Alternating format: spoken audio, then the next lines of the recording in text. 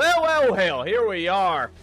Wednesday night, and what better place to be than the OB Builders Cup Series. And tonight we're going to have a little bit of fun as we are going to go all-star racing at North Wilkesboro for the Ram All-Star Race.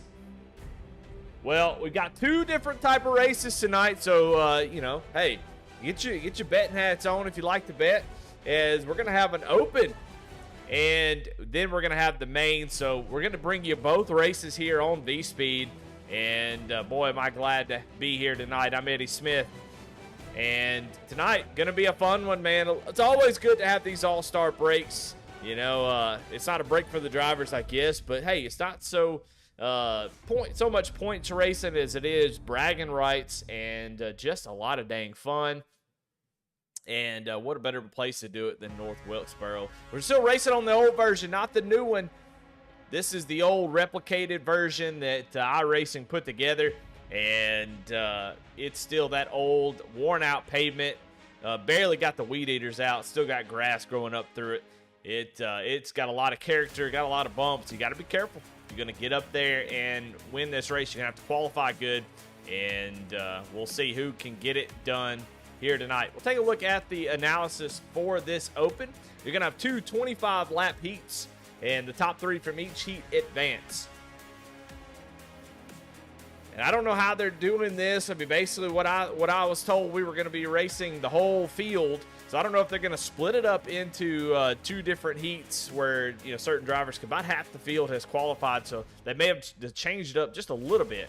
But top three from each heat will advance. Only 25 laps, so you want to be out front if you possibly can. You got 3 tire sets available. They won't use them. 25 laps. It is go hard or go home, and that's exactly what they're racing for here tonight. No green, white, checkered. I mean, all this other stuff doesn't matter. But you get the main right after we finish the second heat here tonight in the open. So if you're in one of these heats, you're fighting to have a chance to race that 100-lap feature at Wilkesboro for a chance to etch your name in the record books of Moonshiners Racing League and become an all-star. So these are really fun races. I think anytime we have an open anything where guys are racing to get in, it's always exciting. It always puts on a good show because just the determination and, hey, I want to get to that big show. I want to race with the big boys. And that makes these a lot more exciting, I think, sometimes the main. So I think this is going to be the best racing that we see all night. We've got about 30 seconds left into this thing, and we'll see where everybody starts. And we'll go through the grid. We won't have it on the screen, but just because of the format, the way they're doing it, it'll look kind of funky. So we'll just do the best we can to holler it out and let you know.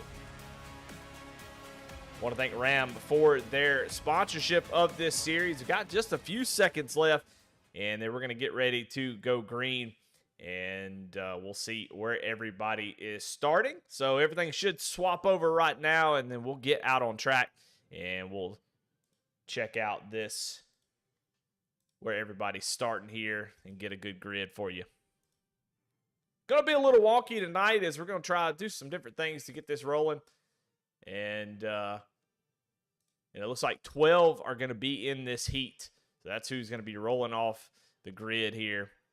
As we'll take a look in just a second once everybody starts to get out on track. And here they are. Oh Lord. Don't want to see that again. Here they are out on track. And, it's, I don't know. It looks like Stephen Gibson is going to be on the front row. We'll take a look at their times here as we'll get the ticker up. It just does not like this format that we're dealing with. And guys are going in and out of their cars. All right, well, it looks like Stephen Gibson is going to be on the pole for this thing. Brandon Fetterplay is going to be in second. Caden Norfrey in third. Johnny Shade in fourth. And Jeffrey Taylor in fifth. Garrett C. Crawford in sixth. Nick King in seventh. Jared Clark in eighth. Jamison Middlemiss in ninth. And 10th is going to be Nicholas Atwood. You got Shane Parrish going to be outside of that. And you'll see a lot of names here. These are guys just sitting in the pits watching. So just give Timing and Scoring a little bit of love here as they get everything rolling. But it looks like Dean Motley is going to round out the 12th driver here in this field as they're getting gridded up now. and then we'll get this thing rolling. So the way this format's going to work, top 3 from this race, so 3 out of 12 will move on to the All-Star race, and then 9 more drivers will have an opportunity. So even if you don't get it here, you'll have an opportunity to do it again in the next race. So I think that's a really cool thing. If you finish 4th, you're not out of it, like a lot of heat races where, you know, if you're in heat 1 or 2, if you don't make the heat in 1, you're just done. But here, you actually get a second opportunity. So I think that's really cool, especially if you have an incident, somebody makes contact with you. That's a great opportunity to have a second chance of getting into the All-Star race. And I think that's a pretty cool little format. Cars getting rolling here. And we're going to get some green flag racing. And this is going to be a lot of fun. I'll tell you, North Wilkesboro is one of my favorite tracks. And, you know, it's got... I mean, it's a legendary track. You can see we even got the old picture here. It goes up and down. I mean, got bumps everywhere. It has got a lot of character. And like I said earlier, we are racing on the new version, or the old version. So these guys are not going to be gripped up. They're going to have a lot of work to do. Pace car going to pull into the pits next time by, so we'll think about it one more time. The dang lights are out on the pace car. I thought for sure we were going green here. But, yeah, I mean, if you're Steven Gibson, Brandon Fetterplace, you guys did what you needed to do to move on to the next race. You just got to get away clean.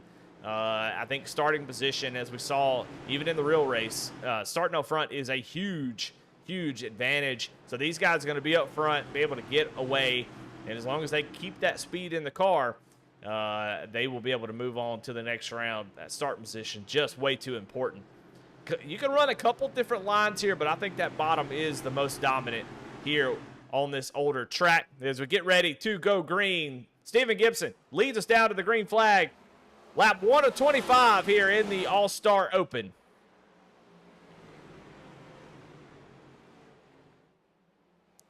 Well, Steven Gibson gets away pretty quickly, and now the battle is back here for second place. And you see a couple guys way out of the groove. That's Jared Clark way up there at the top of the track. And I can tell you that the top will work, and it is easy to defend position. You can get a big run off the corners. You can see Brandon Fetterplace able to do. But that bottom, man, it is so good here. You can wrap the bottom in the 20 of Caden Norford. He's going to get into the door of the 34. They make a little bit of contact, and Jamison Middle Miss is going to have some sort of issue, and that's to slow up. But you see drivers all over the track. That bottom is really, really good if you can wrap it. That's the kicker. You got to not drive as hard. You got to run right across that bottom line and come off low. That saves the tires and is pretty dang quick. But when you're racing side by side, you don't get that opportunity. And honestly, Caden Norfrey backing it up a little bit there is, Johnny Shea gets a little bit loose and then 2-foot smashes it. And unfortunately for him and Jeffrey Taylor going to be involved in that one, as we saw him just get loose and go around. He was fighting to get into that transfer spot, and he unfortunately is going to drop all the way back to 10th.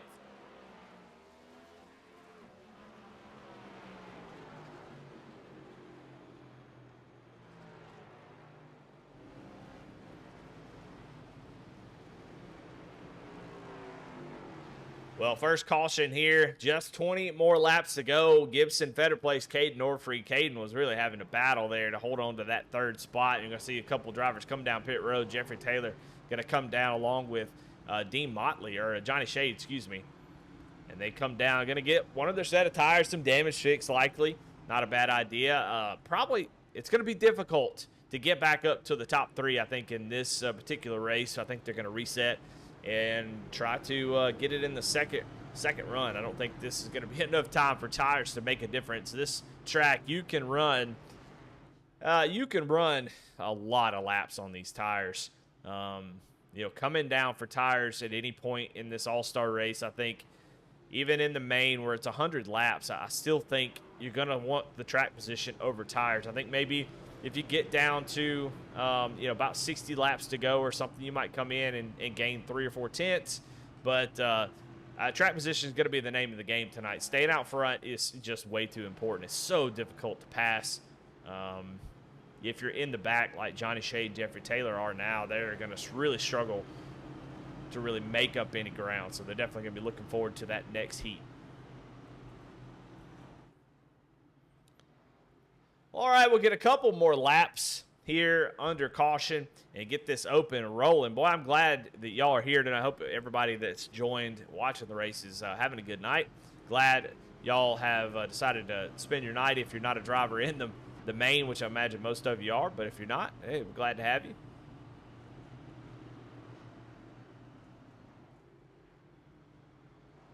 If you're not subscribed to V-Speed, definitely go over there and hit that subscription button. We sure appreciate it. We've got a lot of races going on all the time. And it's lots of good broadcasters, lots of good shows that go on. I mean, we've got probably 2 or 3 a night, 6, sometimes 7 nights a week. So there's a lot going on here at V-Speed. All right, should get the 1 to go here, and we'll get this thing back rolling. Steven Gibson started out front, still out front.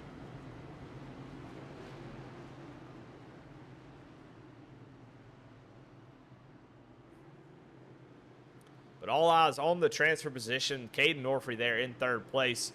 And we saw Johnny Shade. I mean, he was really trying to battle for that spot and ended up getting loose. So we'll see if Nick King can make something happen there on the outside.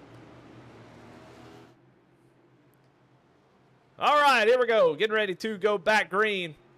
Steven Gibson immediately jumps out. You have to be careful here at North Wilkesboro. That green will come out. There's no restart zone. And you have to be careful. That green flag will kind of sneak up on you there if you're the leader. So he does exactly what he needs to do. Brandon Fetterplace gets into the wall off of 2. And now he is outside of the transfer position. As, there's a couple drivers in the back. Nicholas Atwood, Jeffrey Taylor making contact. As we have yet another caution here. And we'll go back and see if we can find out what happened between those two. Here's Jeffrey Taylor here trying to make up some spots there. And he just drives it in too deep. And once he realized it was too late, yeah, he got on the brakes. Watch him lock him up here. And just locks him down. And when he does, slides right up. You lose all steering when that happens. Watch these tires lock up. See them? You can read Goodyear on the side as he locks them up and not able to get out of it. That's that cold tires. He come down pit road and got 4 tires, I would imagine, and then come out there trying to make something happen on that first lap, and it's just not going to happen here on iRacing. Those cold tires, the temperature is too low, and the pressure in the tires is too low. It hasn't built up just yet, which give you that optimal tire patch, the grip that you need to make the speed that you want to have for a majority of the run. Those first couple laps, you need some time to get those things warmed up. And here at this track, it will punish you if you do not give it time, specifically off of turn 2. Coming right off the corner, especially with somebody on the outside, it gets really, really loose. The tires will basically spin down the back straightaway, and you'll end up right hooking into the wall or just left hooking down to the inside. So got to give it a couple laps. It's hard to do, especially on these restarts where you're fighting for your life here to move on to the next round. So half this field will eventually move on to the All-Star main. So if you're Jeffrey Taylor, a few of these guys that have been having this issue, you want to make sure that don't lose your opportunity. I know Jeffrey Taylor is definitely fast enough to be up here and be fighting for a win here in the Open, but so far had a tough go at it. Going to have to try a little bit harder in that second race. And one thing I don't know is that they don't have fast repairs normally, and it's not going to be a new session, so they're going to have to go down pit road. So I wonder if Jeffrey Taylor is going to be able to get that damage fixed and have a car that's able to run. That's another rub I hadn't even thought about till just now. So, hey, if they, he may already be out of it if he cannot get that damage fixed. And he's on pit road right now trying to get that damage repaired, and these guys are going to come down pit road. The top 3 are going to exit out, and then they go right back out on track. So I don't think they'll have an opportunity to get a new car. So, yeah, I mean, look at Jeffrey Taylor really struggling. That car is not doing what he wants it to do. So that's something to think about. They don't get a free car after this. They have to continue, I believe, on the same car. All right, well, I know it says 15 of 55, but we will This first heat will end at 25 laps. Pretty good start there for Caden Norfree on the outside of that 20 machine. Gets a good restart. Now he's got a good position here on Stephen Gibson. That outside can really hold you up. And, man, I got a four-car battle here as Brandon Fetterplace trying to get back into that transfer position for this first heat. You do not want to run that second race. If you can get into it on this first one, that's what you want to do. Caden had a really great restart, but it started to fade here on that outside. He's trying to get it rolling, but has not been able to get forward. He just keeps falling back as Nick King right on the bottom. I told you about that bottom line. It is really strong if you can wrap it. You can see right here. Look at him. Waiting. Getting a good run off the corner. It's really hard to get a move on somebody that is running this exact line. King, look at him coming off low. That's exactly what you want to do. On board with Nick King. And see him just wrapping that bottom, catching that where that grass comes out on exit. You want to turn that car down in there. Get a good run off the top side. It's easy to get on the gas too early and kind of shoot up the track. Puts a lot of pressure on the tires, but Nick King's got it going on. He might have an opportunity to get up here. Caden is all over his back bumper, but Nick might have an opportunity to win this race. He's only got 5 laps to do it, though. Caden looking to the outside, though. Oh, I don't know if he's going to be able to make that work. You can see he gets a nice run, though.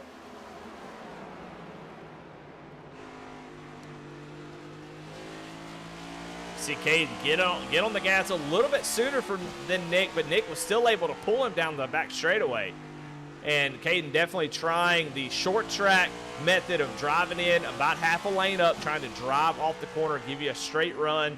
But it just seems like here at Wilkesboro, you want to wrap the bottom all the way around.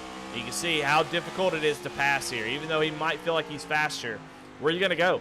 You just really can't do anything. But right now, he's in good shape. Brandon Fetterplace, the one that would love to get up here and make something happen in the battle. From 4th, 5th, and 6th is on. Shane Parrish been back there in that 66. He started in the back and has moved himself up into the 6th position, although he does get into the wall off of turn 2. But right now, holding steady the top 3.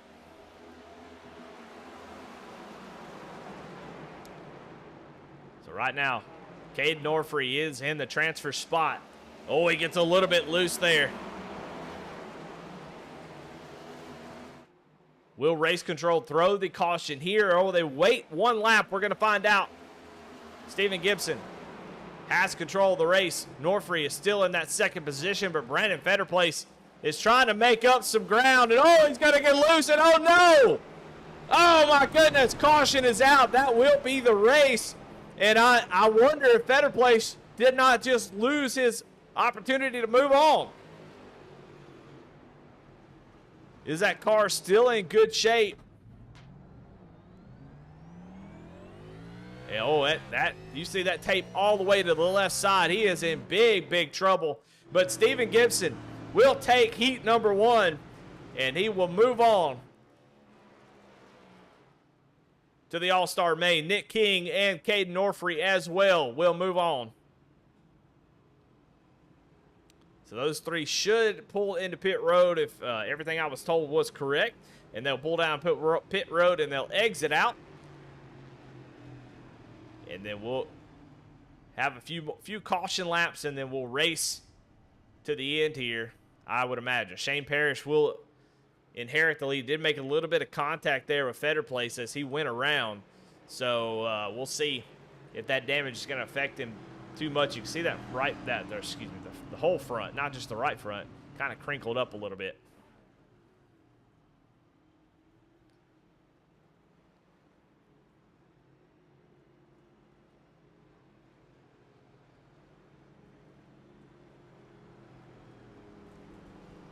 All right, waiting for heat number 2 to start. Heat number 1 in the books.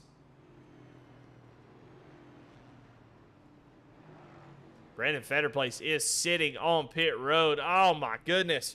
What a disaster for the 34. He was trying really hard to get in that transfer spot, got loose, and now likely going to lose his opportunity to make it into the all-star main just with that one little mishap.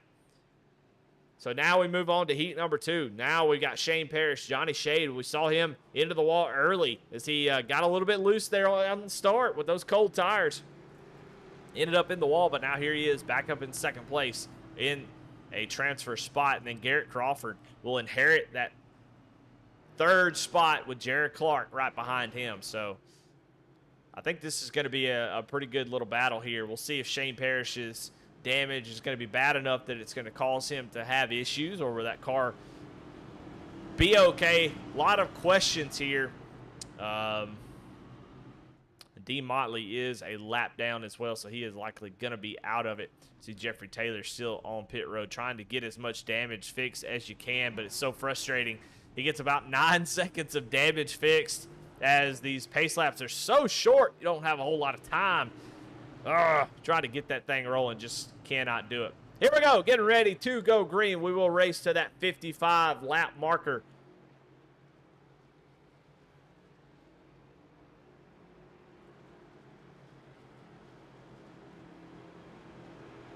So 25 laps. Who's going to make it?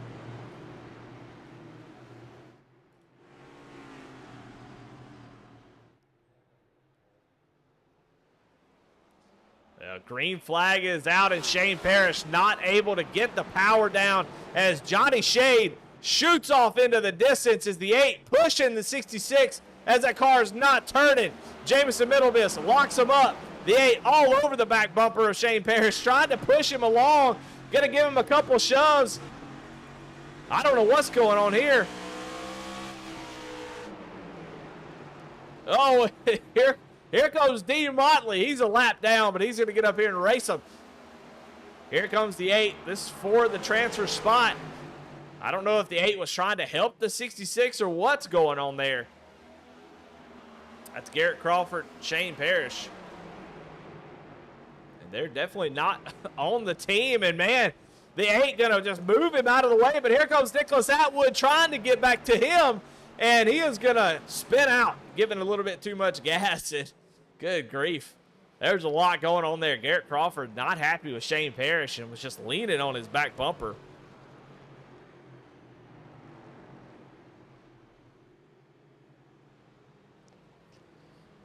Jordan Schmeek says, is there a fan vote? Not that I know of, but there should be. I think that'd be really cool.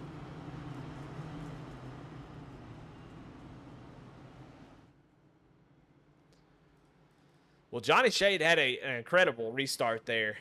Shane Parrish obviously dealing with some damage. That damage is pretty bad. So really bogged down that bottom line. Maybe that's where Garrett Crawford was a little bit upset. I don't know if he was upset. May have just been wanting to bump somebody. But Johnny Shade just shot off into the corner up on the high side and just had a massive lead coming off of 2.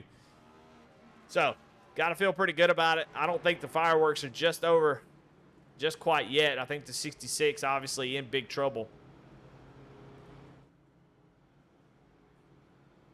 Not really sure if there's much he can do. If Jamison Middlemiss, you've been in the wall a couple times. You saw him about spin it, but he still got an opportunity here with under 20 laps to go.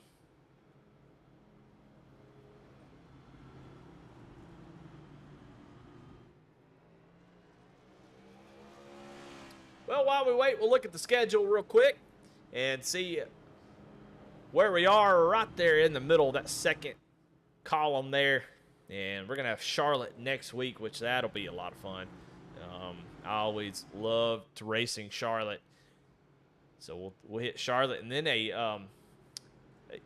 tracks that I don't just love are after Charlotte. I mean, Gateway, you've got Sonoma. Iowa is going to be an interesting one to see how these cars drive there, how these drivers handle that. Open setup's going to be interesting. New Hampshire, and then Nashville Superspeedway. Then you got the Chicago Street Course in Pocono, and then Indy. I mean, what a rough stretch. I mean, if you got tracks that you love, likely 80% of those are not it. They are tough tracks for sure. So that's going to be an interesting stretch. I think that'll be a tough one, but if you like those tracks and you do a good amount of practice on it and have a some good practice sessions, some good setups. It might be a good opportunity to make some points up if you're in trouble, because it won't be too much longer and the playoffs will start. You better be in position once that happens. But tonight we're not worried about points. It's all about just having a good time racing. I don't think there's anything on the line. No money, no $1 million for sure. Just bragging rights.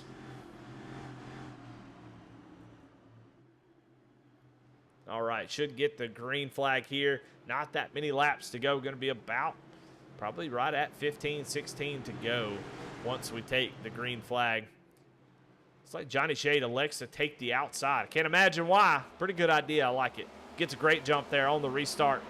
Going to clear Jared Clark by quite a bit. Clark there on the inside. Going to try to make that second place pass on Shane Parrish, who's having a much better restart this time, but the 8 not playing around. Going to drive deep into the corner, and they're knocking each other out of the way here at the moment.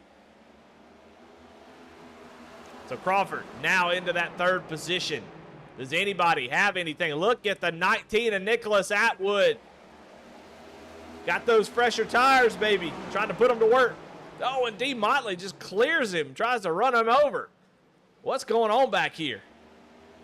D. Motley spins out down onto the inside wall. We'll see if that brings out a caution. Nothing just yet. But your top three, Johnny Shea, Jared Clark, Garrett Crawford.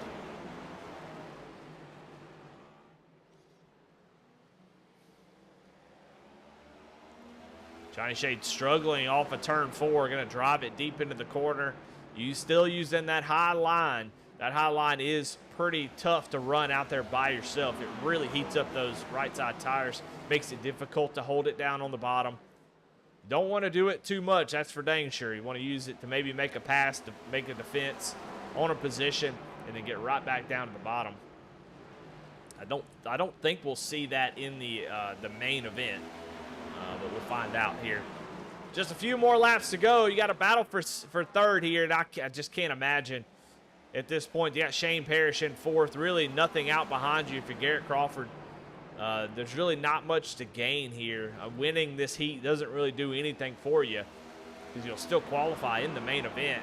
So I would imagine these three pretty content right here and just say, hey, you know what? I'm going to just hang out right here. I saw what happened to Brandon Fetterplace.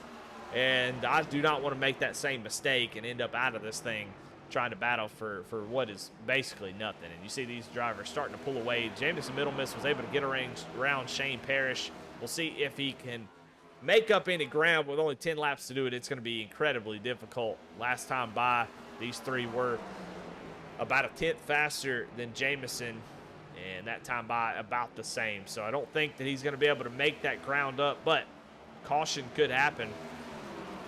And that could change everything here.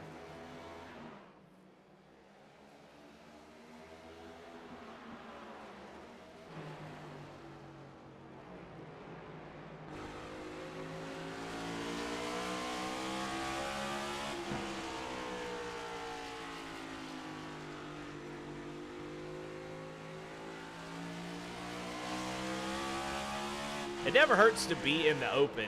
I always feel like it's so nice to be able to get out there and get track time. You know, the track conditions may not be perfectly. I don't know how they set them up. Sometimes people let it randomly generate. Sometimes they set it for a certain time. So it's good to get out there and just get reps on the track. Jumping into a race kind of cold, you know, just doing qualifying laps, you know, yeah, you can get used to the track, but you want to have that race pace, kind of get an idea of what you want to do. Here comes Garrett Crawford taking a look down to the inside, but gives a nice little gap there to Jared Clark to take over that second position, or hang on to it at least. But yeah, I think you want some track time to kind of run some laps, see what the car does later on in the run, see how, you know, the car handles, run it up on the high side, run it down the bottom, try a couple different lines, see how it works, and you can apply that into the next race. So these three have really pulled away. About a 3-second lead these three have over Jamison Middle Miss, and it does seem like Garrett Crawford may be the faster of the three. Jared Clark might be a little bit faster than Johnny Shade, but obviously don't want to make any silly mistakes here. 5 laps to go here in this thing, And it looks like these three, unless we get a caution, are going to likely transfer on to the main event.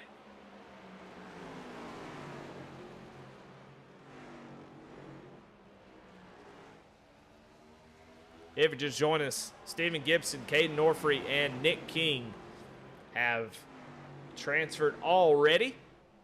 Oh, and you see there's Dean Motley again. This time, car all tore up. Oh, and caution does come out. So car stops on the track with 3 laps to go. We'll see if they have a green-white checkered, and we do. We do have one green-white checkered. So I guess we'll do it again.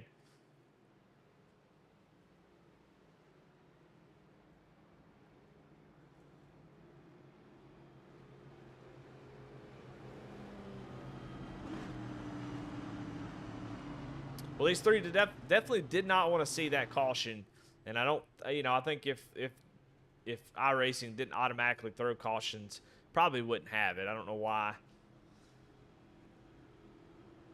You hate to see somebody 3 laps down, bring out a caution there at the end with just a few laps to go, but I don't really see any kind of communication that's saying otherwise, so it looks like we will have a green-white checker to see these final 3 spots. If you want a little bit of drama, we're going to have it. So what's Jamison Middle Miss, Shane Parrish? What are they willing to do to get into that main event? I don't know. If you're Johnny Shade, though, you're in the best position. You have control of the restart. As soon as the pace car pulls off, you have control. You can pick whatever you want to go. I think if you're Shade, you pick that outside again. You just go, and you sail off into turn 1 and come off of turn 2 with the lead, and you're golden. You don't have to worry about anything behind you. Jared Clark, I think he's in pretty good shape. I think that first row is pretty solid, but Garrett Crawford might be in trouble here. And somebody might be willing to use the bumper to move on into the next race.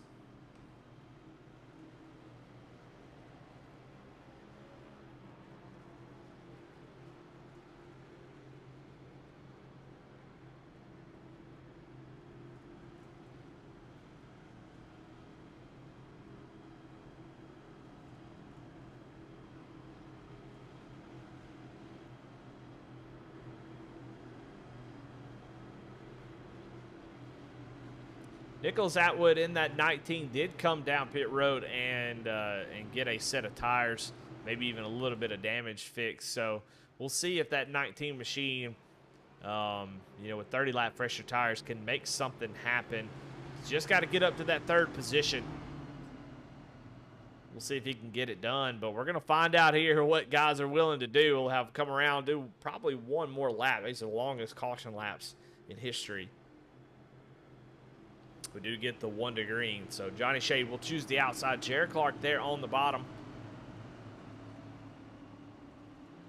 Now I think now that they've gotten enough heat on those tires, I don't think there's any danger of wheel spin. Early on, if you're Nicholas Atwood, you got to be careful. I know you want to be Superman right now, but those tires do take a lap or so to really get heated up. You see the 19 pushing on the 16 saying, hey, get up there, dude. You've got a whole car length back here. Let's get tight. There you go. Now they get tightened up. Johnny Shade, green flag is out. Here we go. What are these guys willing to do?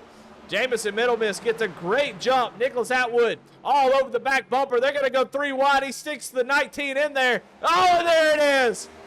I said you got to be careful. Caution comes out, and unfortunately, oh, what a way to end that one, as Garrett Crawford was able to hang on to it. That 3rd position, that will end the race. They only had 1 green-white checker, and man, I said Nicholas Atwood's going to have to be patient with those new tires. Try to go 3 wide, come off the corner, and he just went around. Let's watch that one more time.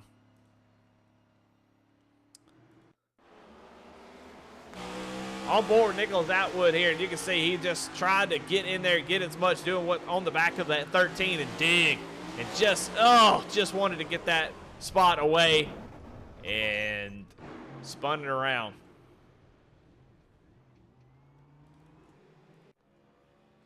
Well, Johnny Shade will take over heat number 2. And we will move on to the next round, the main event here on V-Speed. Well, we have to jump sessions. We'll get back into it.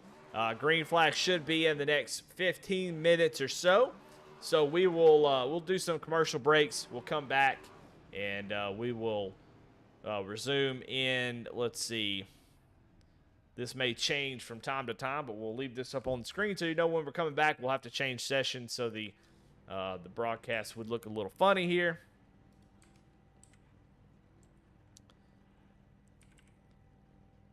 So we'll put this up on the screen, and we will be right back in just a moment.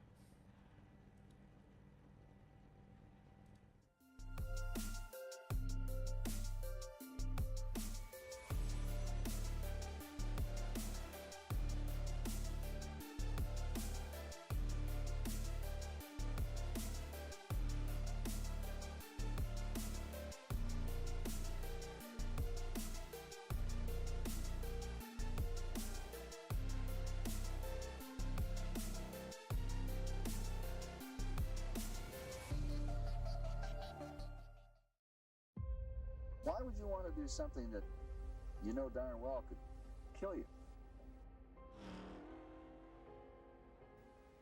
I had never wanted to do anything else. I never ever wanted anything as much as I want racing. Why? It's born in me, bred in me, I reckon.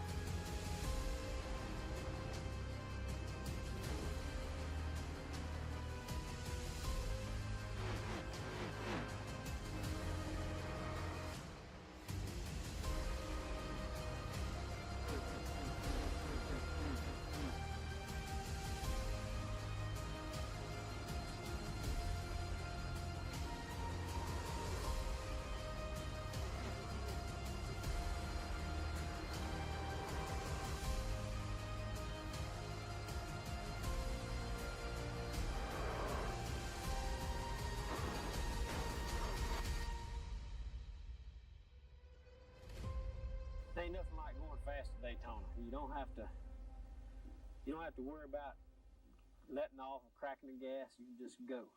And it's just the biggest thrill I've ever had.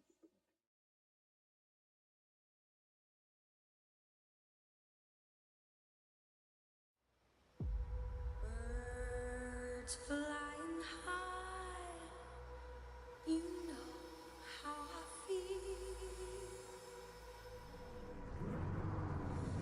Sun in the sky, you know how I feel. Breeze drifting on by, you know how I feel. It's a new dawn, it's a new day, it's a new life.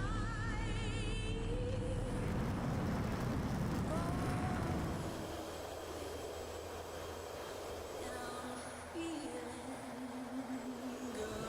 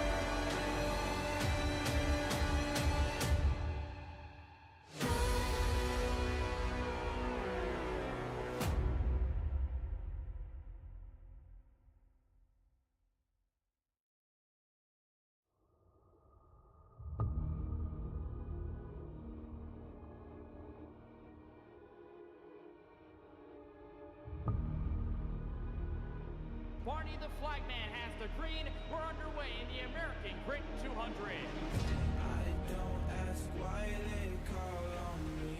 Can't do no wrong when it's all on me. Armor over my heart, full of scars on me. Globe in my palm as it falls on me. Peace, my brother. I need more than a piece, my brother.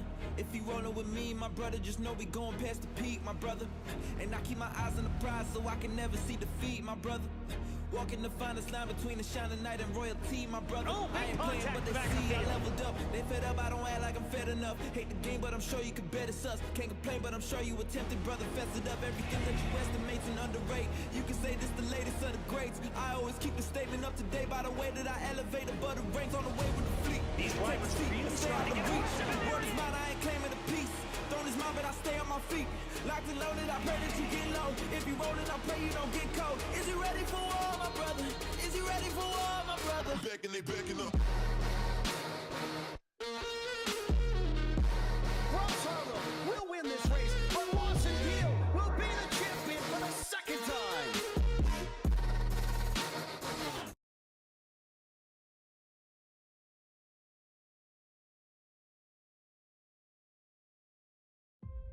Why would you want to do something that you know darn well could kill you? I had never wanted to do anything else. I never ever wanted anything as much as I want racing. Why? It's born in me, bred in me, I reckon.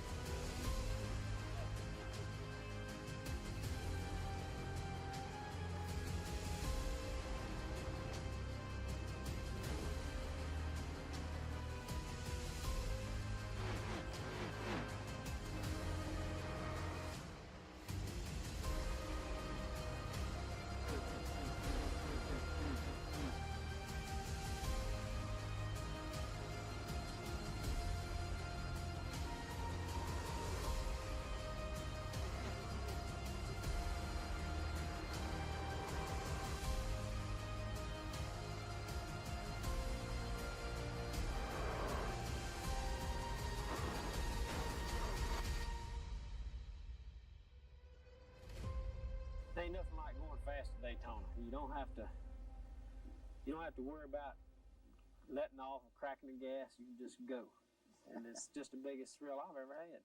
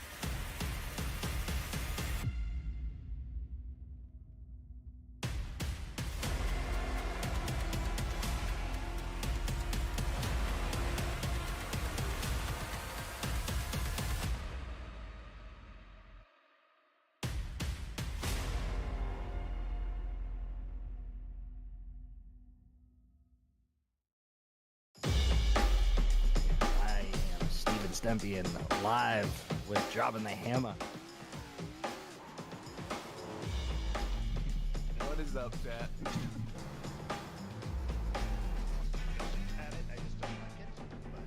he's got a freaking stick in his USB, but you know what I mean. I'm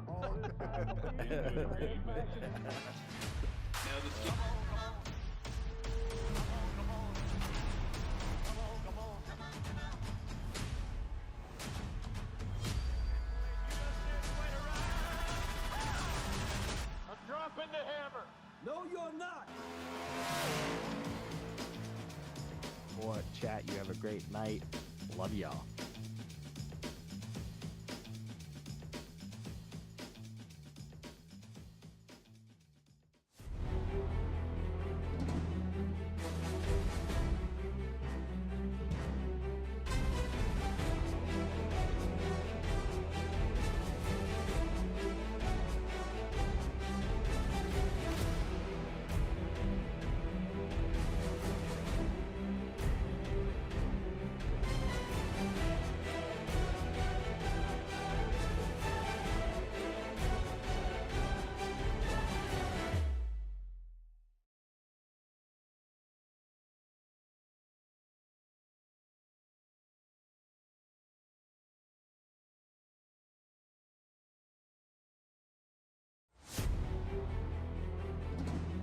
All right, we're back.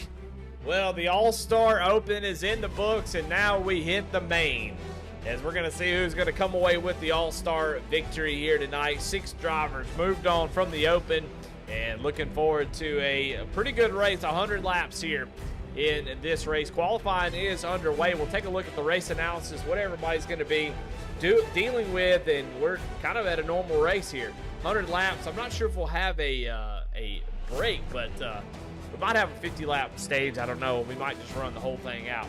4 tire sets, 1 green-white checkered attempt, of course, always open setups. I don't know if we needed the presentation or not, but hey, I just wanted to practice. That's all. Well, we got cars out on track, and look right here. Darren Mills has put his 2nd lap in the books, and I don't know if he got a lap in. As I think that bad boy might have made a little contact with the wall, as he is all out of shape. We'll take a look at the qualifying times, and look, Caden Orfrey, who able to race his way into the main event here, is going to make a qualifying lap. Oh, makes a little bit of contact with the wall. If he did get an incident, that will invalidate his time, but he is running up on the high side, trying to get a nice run off of the turn 4 exit.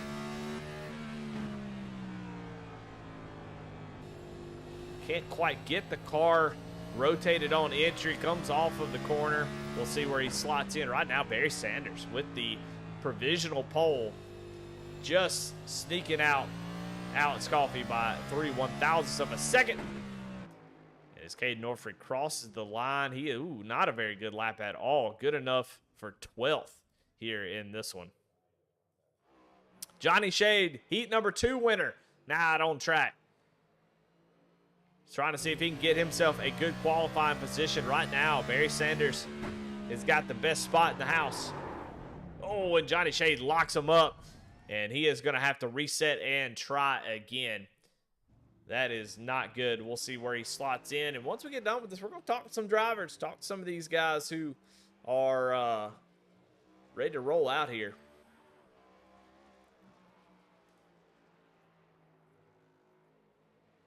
We watched Johnny Shade put down a lap. He's not going to quite have what he needs. He's going to be on those colder tires. We'll see as he crosses the line if he's able to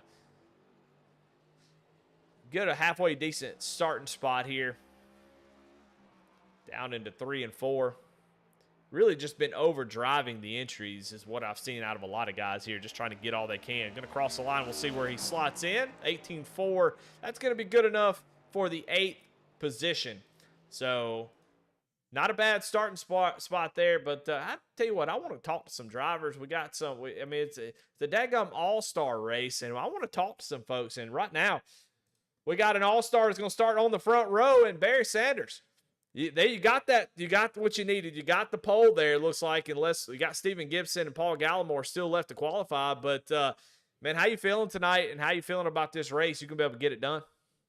Oh, I don't know, man. Just here to have some fun tonight, a little exhibition. A lot of folks took the night off. I guess they're wore out, so we're just trying to have some fun with it and enjoy our All-Star event and go from there, man. We'll see how it goes. Well, you got 100 laps to get it done. You got Alex Coffey, you got Tim Wortman Jr., you got a lot of really fast guys behind you. How do you get that 88 around this track and try to defend against what will likely be an onslaught of drivers trying to take that win away from you?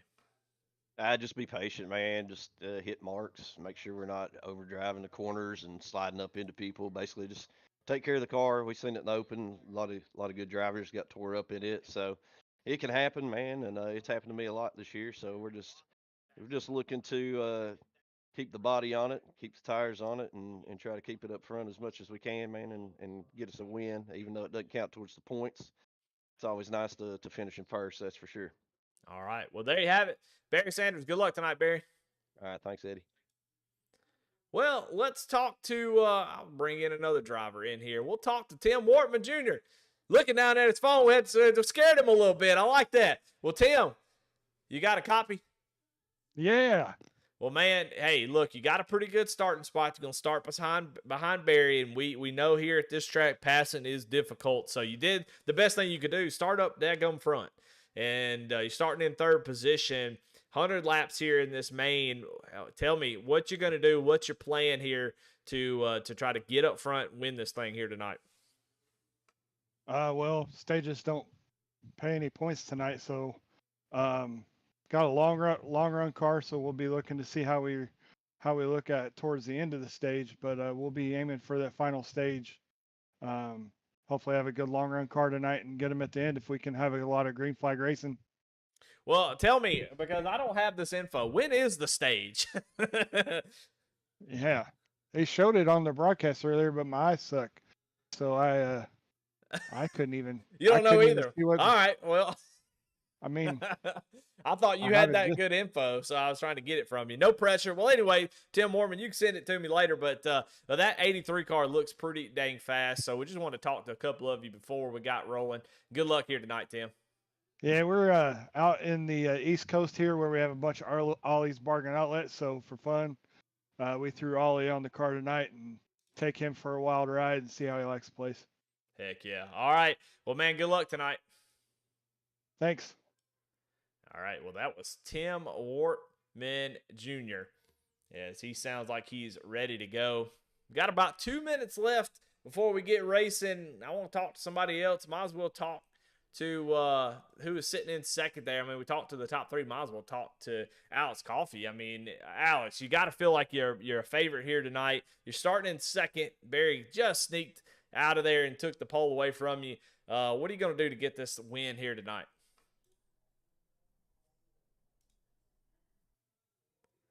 All right, Alex is not there, so we'll have to grab somebody else. Let's see.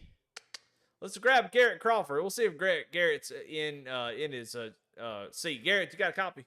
What's up, buddy? Well, man, hey, look, that looked like a lot of fun there in the open, and y'all were up there beating and banging. You was beating all over the back end of Shane's car when he was down a little bit. You were able to get into the main event. This track looks like a lot of fun. Talk to me about what you're going to do to get this win here tonight. Oh man, I think the first thing's gonna be survival. I think there's gonna be a lot of loose cars coming out of the corner. So just surviving is gonna be the main thing, and just running my line, and trying not to make too many enemies. Well, passing's gonna be difficult. You're starting back in 12th. What's your strategy to make those passes and get yourself up towards the front? Well, I hope not to have to use the bumper or anything like that, but if it comes down to it, I will. Well, it's 100 laps. There's likely to be a good amount of caution. So you know how they say to eat an elephant, one bite at a time, one position at a time, and you get up there and win this thing. Yes, sir. All right, man. Well, we're going to let you go as we're getting ready to grid here. Good luck tonight, Garrett. Thank you, buddy. It's nice talking with you. What team were you on? I got it. Okay. I'm just grabbing anybody and bringing them up here. Let's talk to Caden Norfrey. Caden, this is Eddie in the booth. You got a copy? Yes, I do. We're just speed dating here. We're speed dating drivers right now before the grid, and grid is about to go off, so we won't keep you too long. But hey, your car seemed pretty good there in the open. You seem like you were able to move all over the place, make some passes, and get yourself into the main. What's the strategy to get all the way from the back and win this thing here tonight? Just follow the car in front of me until the end. All right. Hey, that's a pretty dang good strategy. So good luck tonight. We'll see. We'll see if you can get this thing done. Thank you, Eddie. Keep up the good work. All right, well, there you have it. Caden Orfrey able to race his way in. And, boy, we're getting ready to roll as we'll take a look at the grid and see who's going to start where here tonight. All right, on the front row is Barry Sanders with Alex Coffey. We tried to talk to Alex, but he was probably in the bathroom or something. I don't know. But he is there in second. He's definitely going to be somebody be watching out for. Tim Wortman Jr. there in third. Paul Gallimore able to get a really nice lap time there at the end, come away with fourth position. In fifth, it's going to be Steven Gibson, your heat number 1 winner, and Chris Spear there in sixth. In seventh, going to be Nick King, Kyle Holden in that 8th position. In ninth, Warren Young with Johnny Shade in 10th. Chris Davis in 11th. Garrett Crawford in the 12th position. Jared Clark in 13th. 14th, Darren Mills. And in 15th, Caden Orfrey. We just talked to him. He's got a lot of work to do, but only 15 drivers here tonight. We kind of like that as hey, guys taking the night off. I think these seasons can be very, very long, be really tough when you have a race that does not pay in points. Hey, it's good to take a night off, kind of recharge your batteries, come back and get ready to battle. For those who love to race every week, we got this all-star race, and you're able to get in and have a good time and go out there and throw some haymakers, man. I don't know if penalties will be enforced next week, but throw some haymakers, get a win, be the all-star winner, the Ram all-star race winner. That'd be something to brag about for sure. But here we go, getting ready to go green. 100 laps in this thing. And stages are a mystery, I think, is what we're going to say, because I have no idea. Tim says something about stages. I don't know about any stages, but if there are, it'll be a mystery, and we'll find out together. Here we go. Barry Sanders off of turn 4. Green flag is out. Ooh, it gets a little bit loose as he spins his tires. And Alex Coffey drives out to the front. And he is going to take the lead by turn 2. Alex Coffey took advantage of that, got out front, and he is going to take an early lead. Paul Gallimore did not get going there on the outside, and he is going to fall all the way back to 5th position, now maybe 6th. And you see some good side-by-side racing here as Barry Sanders now looking to that back bumper.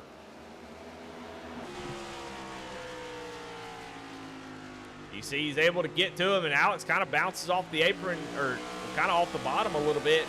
Barry tried to pounce, but just could not do it. This is the time, if you're going to try to make a move, now is the time as Alex Coffey leaves that inside wide open. It's almost just like he's just messing with him. He's like, go ahead, go down on the inside, see what happens. All the while, Tim Wortman is there right behind him, ready to pounce if either of these two make contact. Wortman really getting going here.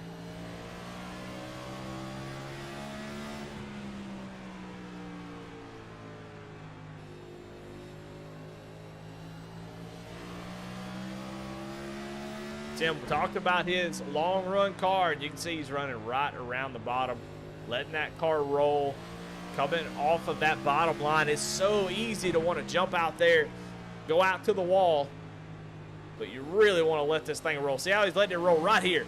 He even gets maybe rolled it a little bit too much, but that's what he's trying to do. That is really important here, and that's going to make speed here later in the run. Gets out of the groove here.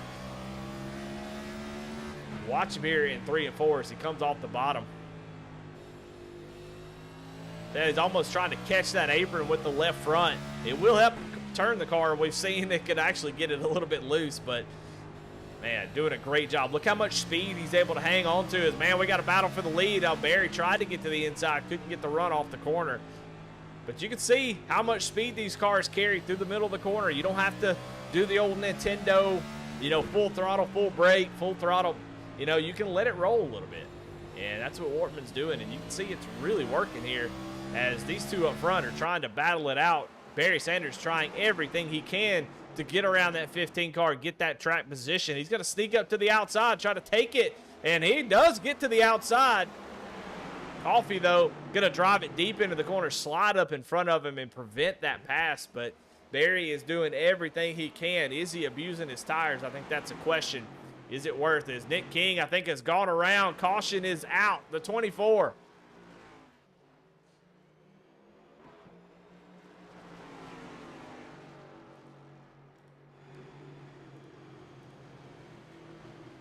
So our first caution here in this one. Let's take a look, see what happened to Nick.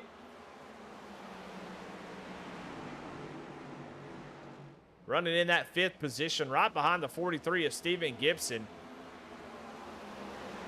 And let's see what happened to him. He's got that inside. He wanted to go, and Gibson gets loose.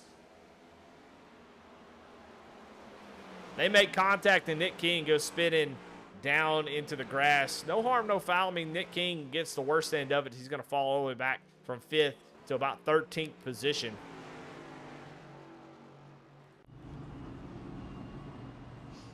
So that is definitely a bummer. We got some drivers that are electing to come down pit road.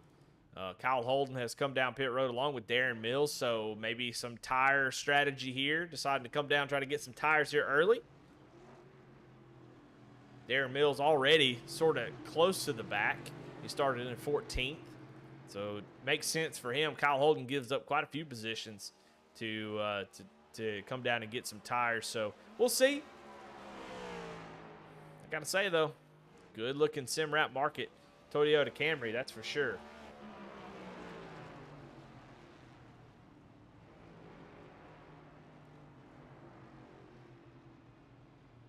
It is definitely a good-looking paint scheme. I like what Colby does over there. Does a good job.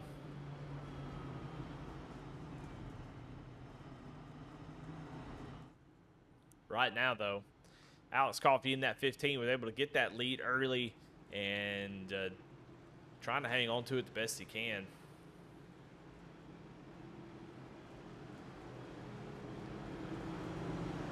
Right now, Warren Young, pretty big mover in that number 10 machine, so we'll be watching out for him for the rest of this race. But the battle so far has been up front. Tim Wortman has been kind of hanging around up there, but Barry Sanders really struggling after spinning those tires, losing the lead early. He's qualified on pole, never really got to lead a lap. And now he's going to try to battle back, get that track position. It is so important to get out front if you can do it. And he tries to jump with Alex, has to kind of back off of it again, but almost made a good attempt there at taking that, getting that jump on the restart. He's got Steven Gibson able to get around Tim Wortman. Now Steven Gibson goes up to the outside, making that outside work. We'll see if he can keep the power down. Not quite able to do it. Barry goes up and blocks him, but then gives him that outside line again. It's Tim Wortman and Gibson are going to make a little contact.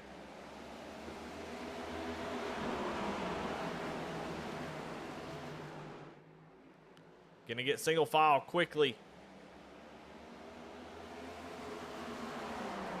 And we'll see if anybody can do anything with this 15 machine. He is always bad fast wherever he goes. I think Chris Spear, somebody made contact with the wall there.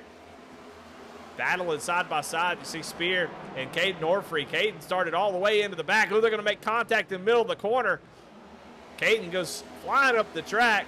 Going to lose that spot, but Caden has been on the move trying to make it work as he is kind of stuck up here with nowhere to go. Now he's going to get up to the outside of the 7. They're almost going to be 3 wide as Caden goes all the way up to the wall to try to get a run off the corner. They both make contact with the wall. That's 7 up into the wall. The 20 makes contact, so they are really racing right now.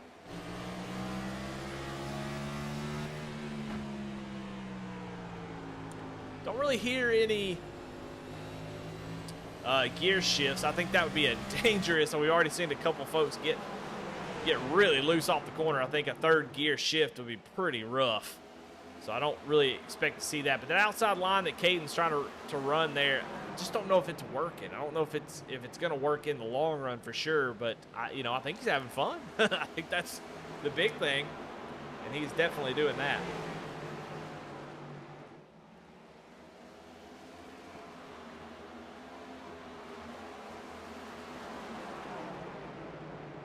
He is able to clear Garrett Crawford, still running that high line. Let's go on board with him. I want to watch, see what that looks like.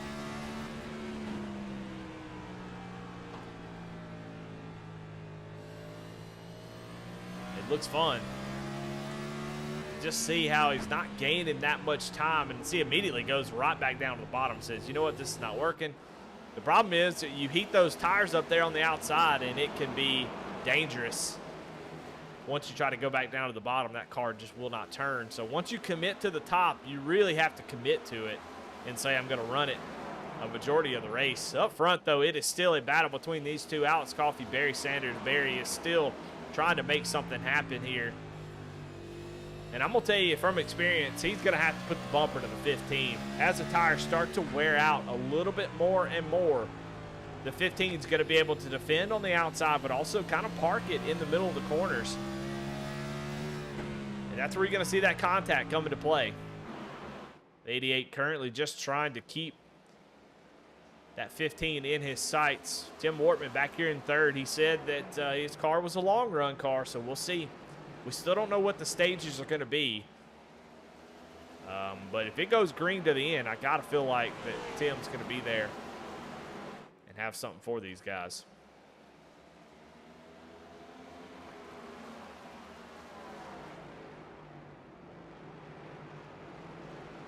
Back on through here. Watching is the 7 of Chris Spear.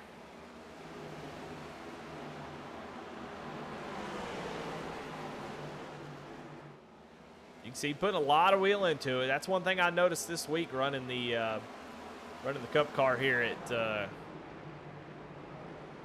at North Wilkesboro is you have to put a lot more wheel than you really expect. We'll see on board. See, look at that wheel going all the way over. That is a lot more than you would do anywhere else, but it seems to work pretty well here at Wilkesboro. Just trying to get that thing to turn in, and you see a lot of guys really working on those brakes. That's why we've seen so many lockups. We've seen guys lock up the front tires quite a bit because they're trying to use the brakes to help the thing turn. As you look out the back bumper, Caden Orfrey is all over the back bumper of Chris Spear. Caden really rolling the center just a little bit better than Spear has been the last couple laps. But guys get really aggressive on the brakes. They have a really they have a really big split on the master cylinders that you can change here in the next gen car, and then really get aggressive with the as the 20 sends it into the corner, but he's going to bounce it off the wall. Couldn't quite make it work. But these guys really crank that brake bias down, and that causes a lot of lockups and issues with that. So, but the idea is I really want to try to turn the car into the corner. If I can get this thing to rotate right here, get on the brakes, hold that brake, it allows the, it kind of kicks the rear end out, turns the front end, you ride that brake down till you let off, you feel like you've gotten slowed down enough. You just try to ride that brake, but it's a dance for sure. You push it too hard, the front end locks up. We saw Jeffrey Taylor do that in the first heat race that ended his race. Is he gets in there after taking fresh tires, trying to make a spot up, and locks up the front. So it is a dangerous game to play, but you have to do it. If you're not doing it, you're going to struggle, especially here on the long run. You see Chris Spear have to check up just a little bit. But up front, we're starting to see Tim Wortman Jr. start to close in on these guys. He was about a tenth faster, a little bit less last time by. So he is definitely starting to make his way up to these front runners.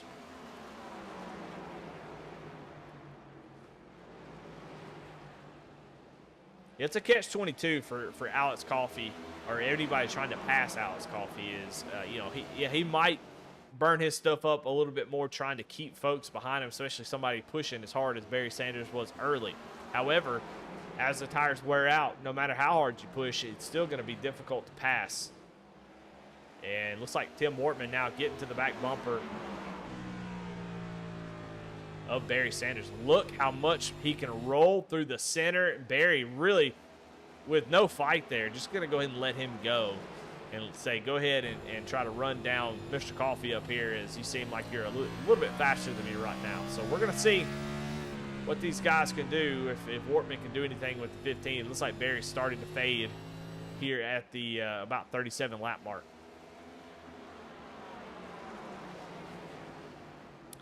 I would imagine if we don't have stages, you know, I haven't been told about any stages. So I said it might be a surprise, but if there are no stages, the long run does come into play. These tires are going to be hurting. We already kind of noted that you put a lot of wheel into it in this at this track, and if you're not careful, that right front can really be toasty. I don't think you'll blow a tire, but it just gets worse and worse and worse. This is a very weird track where tire temp is... Oh, as there's contact back here between Steven Gibson and Warren Young. And, Warren Young is sitting sideways off of turn number 4. Everybody able to avoid him, but caution comes out.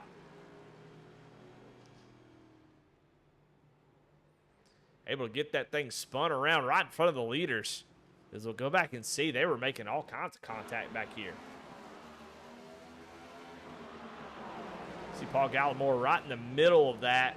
And the contact happened between the 43 and the 10. So we'll see if contact happens between these two. Paul Gallimore gets through pretty easily. So now Steven Gibson was trying to come down pit road. That's what happened. Gibson tried to come down pit road, and unfortunately for Warren Young, he was there. Let's go on board with Warren as we watch this happen. I just don't think Gibson knew he was there. Watch this. Definitely trying to get on the pit road, and man, look at that contact. That's a big hit for Warren Young. Gibson actually gets a free pass there as he does make contact, but he's to stay in his position. And Warren Young actually is going to call it quits. So frustrating night for him. But everybody comes down pit road except for Caden Norfrey. 4 tires, fuel, or I don't know if they'll take fuel. They probably can make it. I'm sure they can make it from here. I don't know about the fuel run, but tires you're definitely going to want. With this, this few, drivers, you only got 14 on the track now. You definitely want to come down and take tires. If there were 30 drivers on the track, it'd be a different story. But with just 14, I think you got to come down and get those tires. They do make a good amount of difference.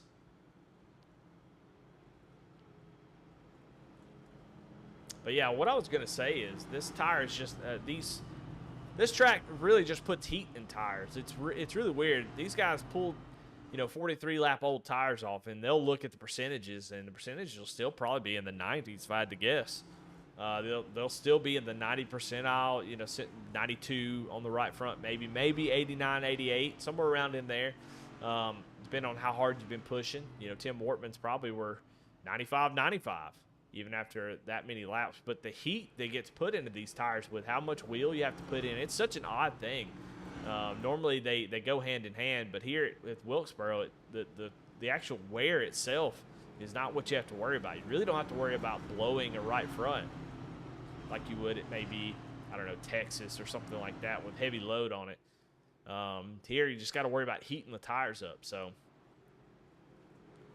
go down pit road, get new rubber. So Alice Coffey gives a little bump there to Caden Norfrey. Caden likely going to be in big trouble here as he's going to have control of the restart. He's going to pick the outside. However, we're going to see exactly how bad 45 lap tires are compared to new ones. I think it'll be interesting to see. Probably not as bad as you think, but it'll definitely start to suffer around lap 2 here. But green flag's out. Caden Norfrey gets away. And gets a nice little jump as Alex Coffey going to jump up to the outside. Wortman going to look down to the inside, not quite able to make a move. Now Wortman and Sanders going to be side by side, and right behind them you got Gallimore and Davis side by side. Wortman's going to get through for third. It looks like he is, so Barry struggling here. Now he's going to fall into the clutches of Paul Gallimore, and you're starting to see now the tires of Caden Norfree give up those 2 laps where the Heat have to get into those tires, and once they do, you see exactly, like I said, the rolling through the center, you can just see it immediately. Caden just has nothing for him. He's going to lose 2 spots there, and he's going to continue falling. So Wortman may have thought that he was going to get some contact from the 20, but 20 stayed up out of the way. But you can see Caden really just falling like a rock. So tried a little Hail Mary here, but I don't think it's going to work out. Still unsure as Darren Mills going to get loose. A little 2-foot smash, gets back out on track though. Half spin out of the 2 as Caden still falling. Started on the front row, now all the way back to 8th. So probably, unless we have one of those stages that we don't know about, he is going to be in big, big trouble.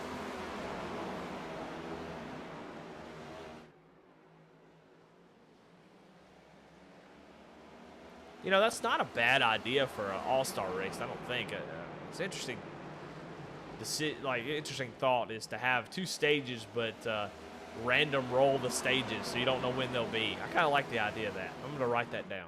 Trademark Eddie Smith. Don't steal that.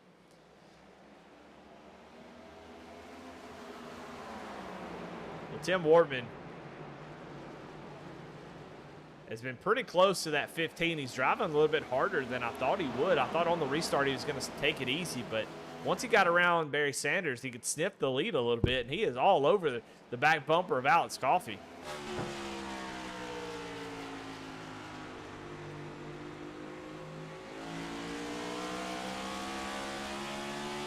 At only about 18 seconds per lap, I mean, these laps will click off quickly, especially if we don't have any cautions.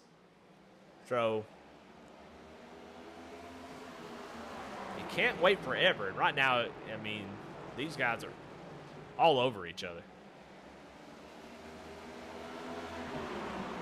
They're definitely not driving very hard, thinking about that long run as Wortman tries to get up to the outside. Took a little stiff out there, couldn't quite make the run off the corner, but he's trying everything he can to get that position on Alex Coffey. He would love to get up there, get on the outside. He's going to drive down to the inside, dive it in there. We'll see if he can hold it off. Alex Coffey actually really drives it deep into the corner. But Wortman's got position, gets a little bit loose there. Has to check up just a little bit. And here comes Barry Sanders around the outside with a head full of momentum. I don't even know if that's not a saying. I don't know why I said that. A head full of momentum. Wortman, though, going to fight back, though, on the inside. Not going to give up that position that easily. Alex Coffey loving to see these battles go on. Wortman was trying to get position and get that spotter call.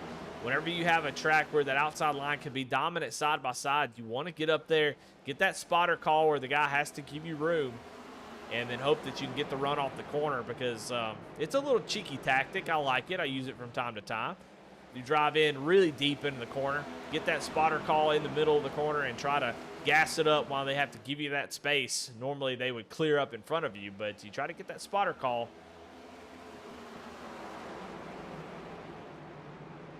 It's a good strategy. I saw Wortman trying to get it done. Just gets a little bit loose, trying to get the power down. Anytime you deviate from that main line that you've been running over and over again, you don't really know where the limits of those rear tires are. And, you know, we kind of seen that a couple times here tonight.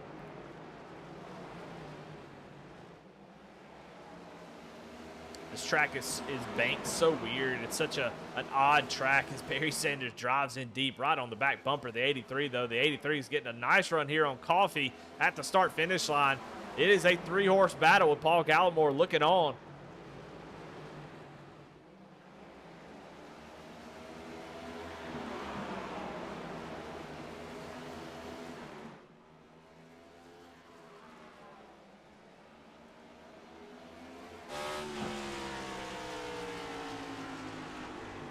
Barry drives down in the corner, gives a little tap to Wortman.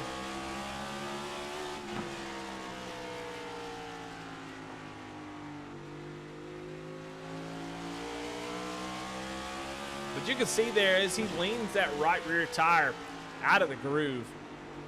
That is a scary moment. Oh, Garrett Crawford. Oh, that's Caden Norfrey sitting on the track. No caution, though. The caution does not come out, and the 20 goes around, and Garrett Crawford is down on pit road, so I don't know if it's a scheduled stop or what, but Caden Norfrey goes around. We'll see if we can catch what happened to him.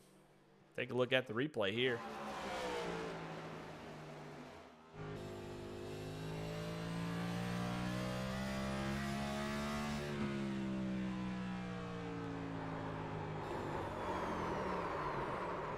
Just goes around by himself. Those tires really struggling there for Caden. He was not able to get the caution he probably wanted, so he's going to go 2 laps down because of it. Oh, no, he came down pit road. He came down pit road 6 laps ago, so those fresh tires that he came down and got. And so I guess those cold tires is what got him. You're a little too aggressive on that brake bias, especially towards the end of the run. You got to turn that thing back up when you come out on fresh tires. That may have been what happened. Alex Coffey under fire still from Tim Wortman, who is still putting pressure on him. Alex is too crafty. I know Alex too well to think that he has burned up his tires. I think he is just going to continue to back up to these guys, knowing how difficult it is to pass and how talented he is to be able to hold somebody off if he needs to. I think he's just taking care of his tires, rolling the center, let the car just kind of take it. He runs into, down towards the bottom in 1 and 2, kind of lets it push up a little bit, runs off the corner. A heavily defensive line. So I'm not really sure if he's burned his tires up or he's just saving a whole bunch and just daring Tim Wortman to go around him. But Tim, relentless. As Barry Sanders gets into the wall, that opens the door for Paul Gallimore in the 11. Haven't talked about him much tonight. He started 4th in this race, and he is trying to take over 3rd place now, that 11. Looking strong. Barry just gets out of the groove there, makes a little bit of contact with the wall. Shouldn't have any damage to that 88 machine. Now he's fighting for his life to hold on to that 3rd spot, but Paul Gallimore now able to take over 3rd position.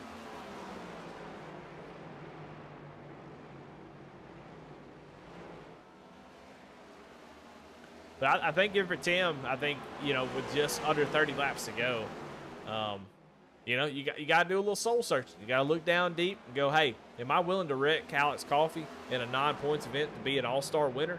And I think that's what you got to decide for yourself,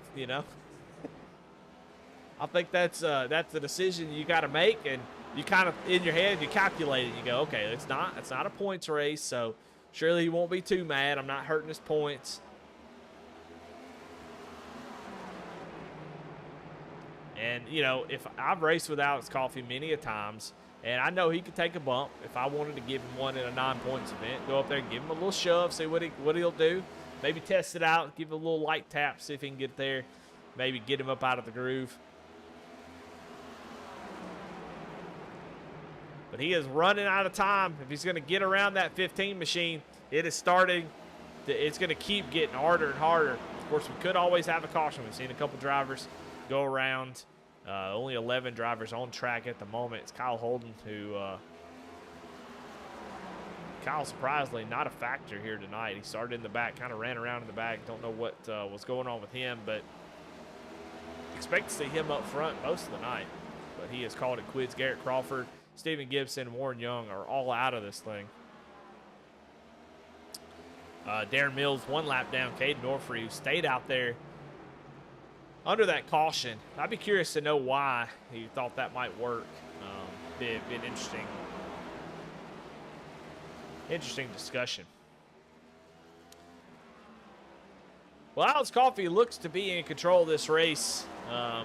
Tim kind of hanging around in that 2nd position. Starting to fade, though, just a little bit. He was very aggressive early, trying to get to that 15, but as time has gone on, he has sort of fallen into the clutches of Paul Gallimore, who has come alive. Paul and Alex running very similar lap times, where Wortman is just a tad bit slower every single lap. That time, Wortman actually has a pretty good lap. Alex Coffey and him ran very similarly. So, Tim said he had a long run car. We're going to test that theory here as we're crossing over in about 37 laps here on this stint. But Alex with control of this race and has not given it up since the start. But Barry Sanders spun his tires on the initial start, and Alex has not looked back.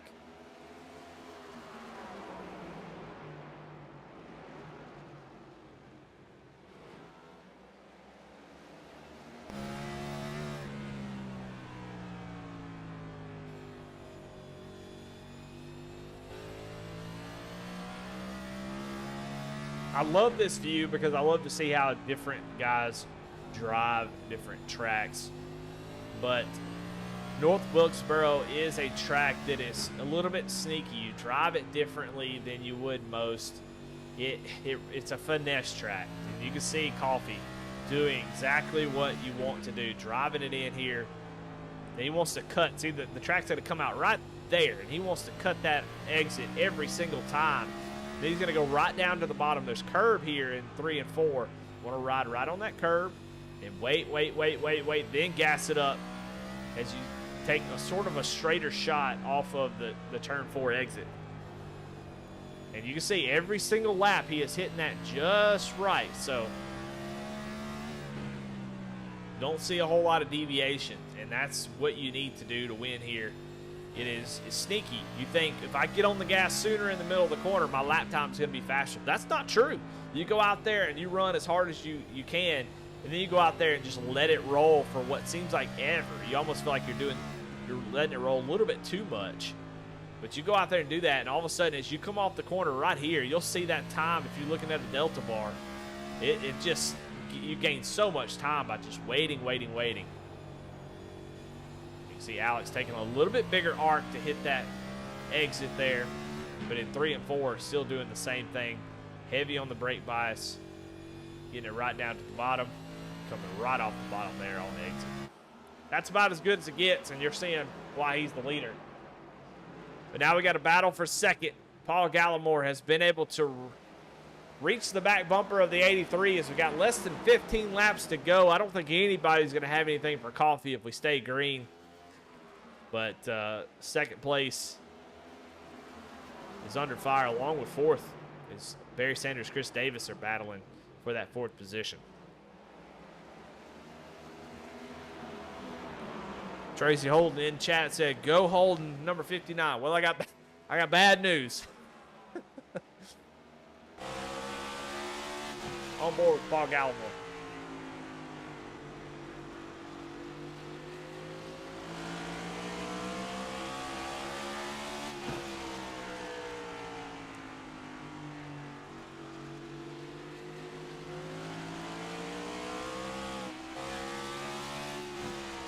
Here, Paul having to pedal it a little bit. So he got on the throttle, but just could not quite get the power down there. The next gen car is so weird. It's not going to give you any kind of indication that it's going to go around. And we saw that out of Johnny Shade and a couple others where they get on the gas and all of a sudden it just scoots out from under you and you have to 2-foot smash it to hold on to it, because it'll come right around. It's not gonna give you any indications. Both Tim and Paul get into the wall. 10 laps to go here, though, in the All-Star race. Alex Coffey has led every single lap. It's very much a Joey Logano situation. And if my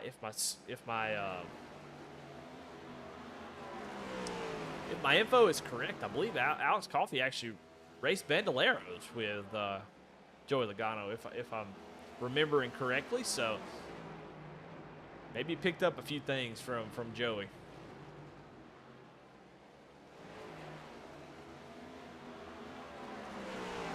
That 15 is looking fast. Tim Wortman about a 10.5 faster that last lap. He has been able to hold off Paul Gallimore and maybe find a little extra there. He's been a 10th faster the last couple laps than Alex Coffey. So we'll see if Wortman can run him down, he's really going to have to dig here. I mean, if you're saving tire at this point, I don't know what you're doing. You're running out of time.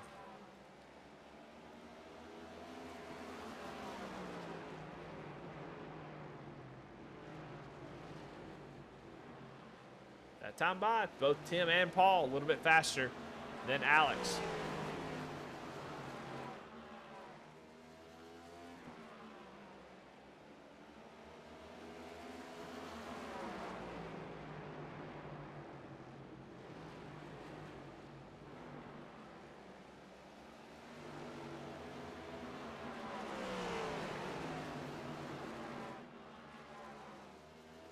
Well, as they come off of turn 4, they'll get the 5 to go. Alex Coffey, just 5 more times around this track, and I'm just gonna tell you right now, I'm supposed to build up drama, but unless something disastrous happens to the 15, he has got this thing in the bag. Even if they do catch him, I mean, it's gonna take. You're gonna take 3 or 4 laps to try to pass him at this point with the way the tires are at the moment. And it's just not enough time to get it done. You're going to have to move him. If you're Wortman, if you get to him, you're going to have to move him. And I just don't know if that's Tim's style. So we'll see. We'll see if he can get it done. As across the line, though, Alex Coffey. Oh, just a few thousandths of a second faster than Tim. They're running all about the same lap time.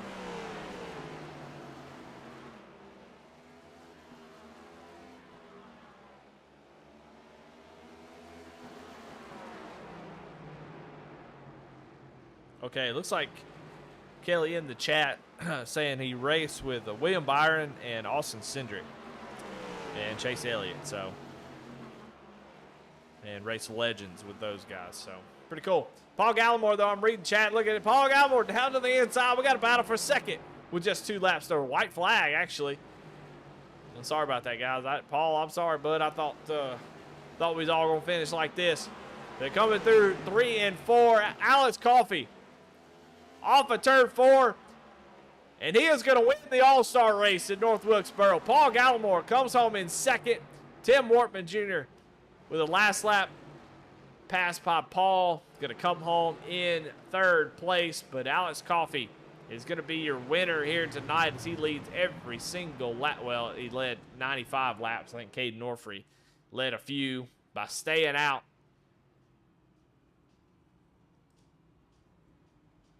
And here is your Ram All-Star Race winner, Alex Coffey. He's going to burn them down here on the front stretch.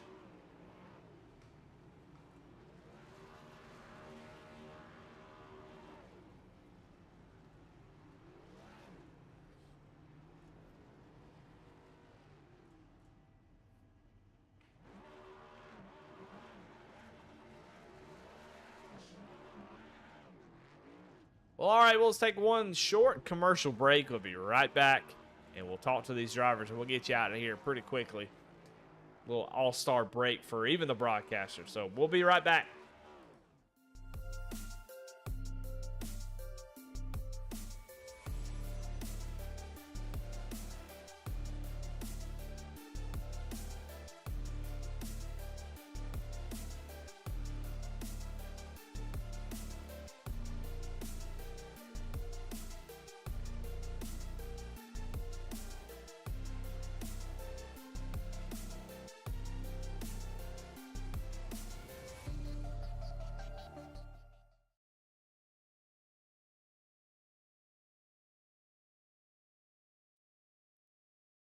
Well, all right, we're back, and I am here with Alex Coffey, your race winner, your all-star winner here tonight. And Alex, man, that 15 car was fast. You got a really good jump, able to get the lead early. You never look back. First off, congratulations on that win. How were you able to do it? Just maintain and try to pace myself and keep them in striking distance. I knew if we just pulled away, then they were going to be back there saving and come back to me. Tim definitely had some long run speed. Barry too, he was quick on that first stage, so they had me on my toes. I just had to manage my stuff as best I could and hit my marks about the same every lap. I love rhythm tracks like this. That's my favorite. So Yeah, well, and you definitely had the rhythm. Everything seemed to be driving pretty good. You kind of ran some different lines. Like in 1 and 2, you would kind of go up a little bit and run sort of the middle lane. Was that you just searching around? Were you getting bored, or were you just trying to manage the track? Maybe find another line, try some stuff out. What were you trying to do there? Trying to run that middle lane every once in a while. that was mainly when I get tight down there on the bottom or feel it starting to get tighter every lap. I'd move up and it tend to loosen it up. So I try to run that for a few laps to even it back out. But yeah, I definitely got a little tight at the end, but I'd rather be tight than loose here with all these bumps. So it ended up working out. Yeah, it did. Well, that 15 looked pretty fast. You had a couple, Barry got up there and was battling with you. Tim got up there to you, but you were able to hold them off. And just, I mean, there's really not much to talk about. You didn't do anything. You passed one guy who stayed out on 42 lap whole tires. It was your teammate. So, there's not really much to talk about. And sometimes those are the best wins, aren't they? Yeah, I wish it was for points, but we'll take All-Star win. It's a good confidence boost going into next week. So. Well, you've But won yeah. so far. You are the king of 9 points races. You won, I believe, the shootout or one of the duels in Daytona this season, and then now you've won the All-Star race. How do we get one of them points wins? Man, your guess is good as mine. I'm gonna just keep trying to put myself in position and be up there for the end. We're gonna get one day. Well, Charlotte is next week, and I'd like to think you're pretty good at Charlotte. What's your thoughts about going to that racetrack? Yeah, I like Charlotte. It's a pretty for a mile and a half. It's one of the ones you got to manage your stuff pretty well. So just focused on managing and keeping the heat out of that right front or right rear. I'm not sure if it'll be loose or tight, but just managing your stuff there is pretty big, and it's a pretty decent rhythm track as well for a mile and a half. So I know these other guys will always be fast every week, so definitely definitely keeps me on my toes, and I have to work pretty hard to keep up with these guys. So Well, tonight didn't have to work that hard, had it easy breezy. So congratulations on the All-Star win. As always, man, who you got to thank? big shout out to Carpy Sprint Company on the hood of the car, Reaper Speed Lab. Shout out to my team, Dig Esports, Johnny for winning his heat race and transferring in. He had a good run too here in the feature for most of the time. And shout out to Caden for a little bit of setup help this week. We were struggling at the beginning of practice, and Caden helped out a good bit. So shout out to him as well. All right. Well, your All-Star winner is Alex Coffey, and he takes home the victory here tonight. Let's move on through the grid, and let's get into Paul Gallimore, who comes home in second place. Paul, you started. What's up, Eddie? You started in fourth, and you finished second. That's pretty good. Seemed like that car was rolling on the long run. You're one of the few able to make some passes up here at the front. Everybody kind of stood where they were for most of it. You were able to get some passes there at the end, even one right on the last lap, just breaking Tim Mortman's heart, and took home second place. That 11 was rolling pretty good. Talk to me about your race here tonight.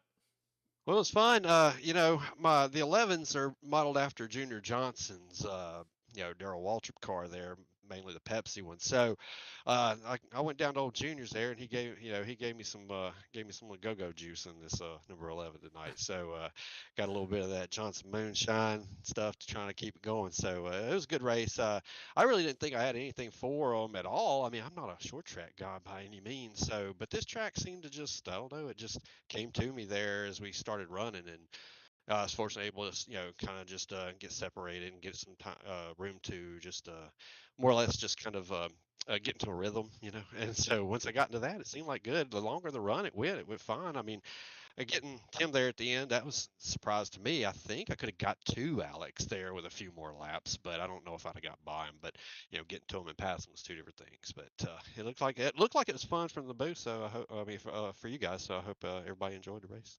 Yeah, it definitely was. Watching you make those passes, getting around those drivers, and like I said, it's very difficult to pass here tonight. You were able to get it done. All-Star races are a nice break. It's fun to get in here and just kind of kind of hee-haw around, if I may, and not have to worry about points. Just get up here and have a good time. Maybe try to get a win or two, but come home with a second place finish. At least give you some momentum moving into Charlotte next week. Charlotte, I think a lot of folks, I don't know too many people who don't like Charlotte. Are you one of those folks? I like Charlotte. Just wish I were better there. So we'll go there. We'll put in some work this week. We'll try to get better, and hopefully we'll have a good showing next week too. All right. Well, second place, Paul Gallimore here at the All-Star race at Wilkesboro. Thank you for your interview, and who you got to thank? Any sponsor shout-outs? Oh, well, I first want to thank you guys. You do a great job, Eddie. So, and I hope everybody enjoys it. I know we all enjoy going back and watching them and so forth. So you do a great job. But Barry and everybody puts on the league, they do a great job here too. Gives us something fun to do on a Wednesday night. Of course, all my teammates at Beast Mode Performance, everybody over there, we do a lot to help each other and just make each other better. I mean, I didn't turn any laps at this place during the week last week, so for me to come in here and actually pull off this second is just a testament to how good this team is. So, I like to also thank Sim Sport Gadget for your 3D printed sim racing, sim rig accessories. They do a great job. So look them up online. And Dark Tempest and everybody else that helps me get this thing going. I appreciate it. All my friends and family, love those guys, and I'm glad they tuned in. All right, there you have it. Second place, Paul Gallimore.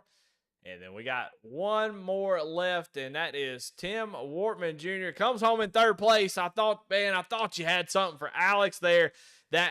First off, before you get into it, I want to know how mad were you when that caution came out around lap 40? Did you see it? I was pretty mad. Yeah, I mean, it seemed like you had saved and you had done a really good job, and you were starting to make up ground, and that just killed all your momentum there. And then go ahead. The biggest thing was it gave me a chance to tinker with the car, and that's what it did it. Well, so you needed to tinker with the car. So I did need to tinker with the car. That's what messed me up for the back half of the race. Oh, you did tinker with it. You didn't you shouldn't have. Oh, okay, I got you. I should have left it alone. Well, I will say my next question was going to be, it seemed like, though, on that restart there with 60 or so laps to go, it seemed like you were being pretty aggressive trying to get around that 15. Was that something you were trying to do to try to get that lead early, or what was the call there? Because it definitely seemed like you were being pretty aggressive compared to the first run. I was just riding behind them the first run and just saving the tires, waiting for them to fall off, and then I figured somewhere after lap 50 or 60, I was going to make my move on them. And the caution came out. Well, when I loosened up the car to get down underneath of them and try and get a run off, I lost the back end. So when you do that, you have to run that much harder in the corner because all the guys were on the outside trying to get around me. So I was just fighting, trying to not lose track position and have to, pass them guys back again. Yeah. Well, regardless of how it turned out, I mean, it was going to be tough, I think, to get that 15. But I would have loved to seen how that first run was going to play out, because I definitely feel like you played it just right. And then you say come down, make a couple of adjustments that may hurt you. But still, though, you had a pretty good car. Y'all were running nose to tail for quite a while, and he started to fall back just a little bit, but you never really let him get too far away. And then there at the end, Paul Gallimore gets around you. Just the car started to give up at that point. I mean, I was throwing everything at it pretty good to get back up there to him. I cooled off the tires. The rear tires were finally starting to hook again. I was catching him about a tenth a lap at certain points, and Paul just came up and surprised me. So that was good on him. But yeah, another 10, 15 laps. I'd like to see where that went. But definitely, I'm going to realize if I have a good car like that again, to just leave it alone. Yeah. Well, I do have this question because I want to know what you would have done. You probably ain't going to tell me, but, with it being a 9-point race, knowing how hard it is to pass, if you were to got back to that 15, would you try to give him the bumper a little bit? If I could have gave him the bumper without spinning him, I would have 0x'd him just for fun, but I wouldn't have dumped him. I know you wouldn't. I just wondered if you want to get up there and give him a bumper, especially on a 9-point race. Well, Tim, There's some guys here I'd love to I would put it to them if it was, since it's a non-points race. But Alex races me pretty clean. He's a good guy. We race it with him, keep it clean and fun. Well, y'all had a pretty fun race. I mean, y'all made it exciting, regardless of how it all turned out. That was still an entertaining race to watch. So, man, congratulations on third place finish. It's always fun to get. I just say get an interview. That's a pretty good night. So that's what you did. So congratulations on that third place. Talk to me about Charlotte next week. We've kind of talked there. All the other two guys. What's your feelings on Charlotte? Do you feel pretty good about it? Can you go out there and get a win? Yeah, if it's a 1.5 mile track, I'm going to be good there. That's my specialty. Definitely going to have a good piece for him next week. Well, it's going to be a long race. You got your chair donut ready or whatever you need to make sure you get to the end of that thing? Yeah, I can't wait. I'm ready to go. I wish it was next Wednesday already. Yep. Well, all right. Well, Tim, congratulations on third place. You made it exciting. It looked fun out there. So, as always, man, who you got to thank? Yeah, it's good to finally get to talk to you, Eddie. Thanks for putting on an awesome broadcast. The quality is just phenomenal. I thought for sure maybe we were going to win this one tonight, as the joke goes, since I don't win points races. I thought I'd probably win one since it wasn't a points race. And I usually, before your broadcast, seemed to get quite a few podiums. So I thought this one was going to go the other way tonight just for fun. But thanks for Nick King putting a great wrap on this car. Any idea that I put to him, he makes it look good. Oconee Hill Products for great e-commerce store. Great stuff to go buy things. Funds our e-racing every week, and the guys at Ryco for giving me a good piece this week. All right. Well, there you have it. Tim Wardman Jr. comes home in third place, and what a fun race here tonight. Well, all right. Well, that's going to do it for us. What a fun all-star race. Always cool to have a little break from all the serious action. Go out there and have a good time. Do a little all-star race. Have a different little format with the open heat races, and I think it put on a pretty good show. OB Builders Cup Series. Want to thank them for their sponsorship, and tonight want to thank Ram Welding and Fabrication for the Ram All-Star Race here tonight on V-Speed. Well, if you're not subscribed, what the hell are you doing? Subscribe. We want you to see every single race that we put out there. I think V-Speed puts on some pretty good broadcasts. I'd put V-Speed's talent and broadcast up against just about anybody. So definitely go hit subscribe. It just helps get everything into the algorithm when people search iRacing Broadcasting or iRacing League. The more subscribers you have, the more that they get found, the more that your league gets found, and it's good for everybody. So if you don't mind, hit that subscription button. Tell all your friends and family to do it. We don't make any money off this, as some might think. It just helps us get into the algorithm. But great race here tonight. It was a lot of fun. Cannot wait for Charlotte next week. It's going to be a good one, so come on out and see that. Definitely well worth the watch. All right, well, I'm Eddie Smith with V-Speed. We'll see y'all next week. Y'all have a great night.